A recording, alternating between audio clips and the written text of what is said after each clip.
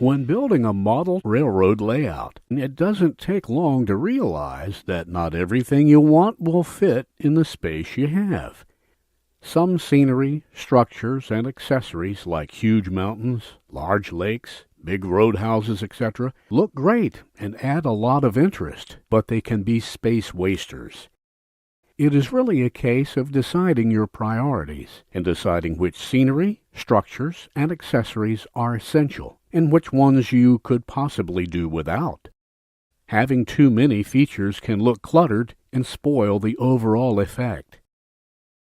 Filling every square inch of your space might be tempting, but where do you undertake repairs, assemble kits, lubricate and service locomotives, weather cars, or work on new projects?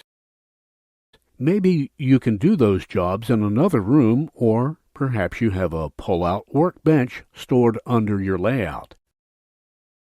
The thing to remember is that scenery and track is only part of having a great railroad layout. A good, well-lit, well-organized, clean workspace is an essential requirement for anyone in the hobby.